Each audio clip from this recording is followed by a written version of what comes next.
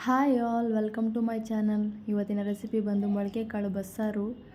So ಮುದ್ದೆ ಜೊತೆ combination awesome ಆಗಿರುತ್ತೆ.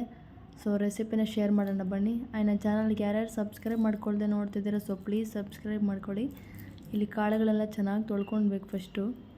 ಸೊ ಅದನ್ನ ತೊಳೆದು ಒಂದು ಕುಕ್ಕರ್ಗೆ ಸೇರಿಸಿದ್ದೀನಿ. ಸೊ ಕಾಳನ್ನ ಸೇರಿಸಿ ನೀರನ್ನ ಸೇರಿಸಿದ್ದೀನಿ, ರುಚಿಗೆ ತಕ್ಕಷ್ಟು ಉಪ್ಪು ಹಾಕಿದ್ದೀನಿ. ಆ್ಯಂಡ್ ಕುಕ್ಕರ್ ಲಿಟ್ನ ಕ್ಲೋಸ್ ಮಾಡಿಕೊಂಡು 2 ವಿಷಲ್ ಕೂಗಿಸ್ಕೊಬೇಕು. ನಂತರ ಈ ಕಡೆ ಮಸಾಲೆ ರೆಡಿ ಮಾಡ್ಕೋತಾ ಇದ್ದೀನಿ.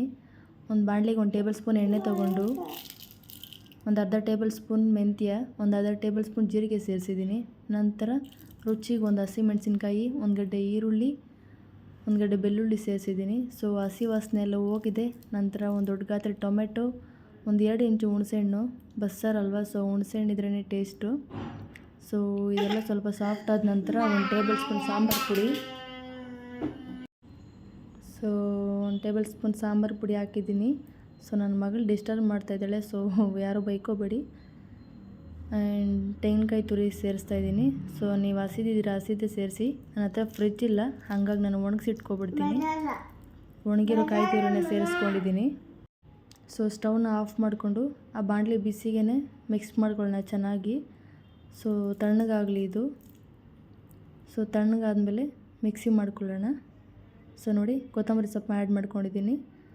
ಸೊ ನಂತರ ಸಣ್ಣದಾಗಿ ರುಬ್ಕೊಳ್ಳೋಣ. ಆ್ಯಂಡ್ ಒಂದು ಕುಕ್ಕರಲ್ಲಿ ಒಗ್ಗರಣೆ ಇಟ್ಕೊಳ್ಬೇಕು.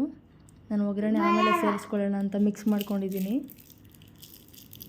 ನೀವು ಕುಕ್ಕರಲ್ಲೇ ಬೇಕಾದರೆ ಒಗ್ಗರಣೆ ಮಾಡಿಕೊಂಡು ಅದಕ್ಕೆ ಮಸಾಲೆ ಸೇರಿಸ್ಬೋದು. ನಾನು ಒಗ್ಗರಣೆ ಆಮೇಲೆ ಸೇರಿಸ್ಕೊಂಡಿದ್ದೀನಿ. ಸೊ ನಿಮ್ಗೆ ಯಾವ ಕನ್ಸಿಸ್ಟೆನ್ಸಿಯಲ್ಲಿ ಬೇಕೋ, ಗಟ್ಟಿ ಬೇಕಾ ತೆಳು ಬೇಕಾ, ಮಸಾಲೆನ ಆ್ಯಡ್ ಮಾಡ್ಕೊಳ್ಳಿ. ನೀರು ಬಂದು ನಾವು ಕಾಳನ್ನು ಬಸ್ತಿರ್ತೀವಲ್ಲ, ಆ ನೀರನ್ನ ಸೇರಿಸ್ಕೊಳ್ಳಿ. ಸೊ ಪಲ್ಯಕ್ಕೆ ಕೊತ್ತಂಬರಿ ಸೊಪ್ಪು ಆ್ಯಡ್ ಮಾಡಿಕೊಂಡು ಅದಕ್ಕೂ ಒಗ್ಗರಣೆ ಸೇರಿಸ್ಕೊಂಡಿದ್ದೀನಿ. ಸೊ ನೀವು ಬೇಕಾದರೆ ಕಾಯಿ ತುರಿನ ಸೇರಿಸ್ಕೊಳ್ಳಿ, ಪಲ್ಯಕ್ಕೆ ಸಖತ್ತಾಗಿರುತ್ತೆ. ಹಸಿ ಕಾಯಿ ತುರಿ ಇದ್ದರೆ ಸೇರಿಸ್ಕೊಳ್ಳಿ. ಆ್ಯಂಡ್ ಒಂದು ಸತಿ ಟ್ರೈ ಮಾಡಿ ರೆಸಿಪಿನ. ಆ್ಯಂಡ್ ನಿಮ್ಗೆ ಇಷ್ಟ ಆದರೆ ಫ್ರೆಂಡ್ಸ್ ಮತ್ತು ಫ್ಯಾಮಿಲಿಗೆ ಶೇರ್ ಮಾಡಿ. ಆ್ಯಂಡ್ ನನ್ನ ಚಾನಲ್ನ ಯಾರ್ಯಾರು ಸಬ್ಸ್ಕ್ರೈಬ್ ಮಾಡ್ಕೊಳ್ದೆ ನೋಡ್ತಿದ್ದೀರಾ, ಒಂದು ಸಬ್ಸ್ಕ್ರೈಬ್ ಮಾಡಿ, ಲೈಕ್ ಮಾಡಿ. ಚೆನ್ನಾಗಿದೆ ರೆಸಿಪಿ.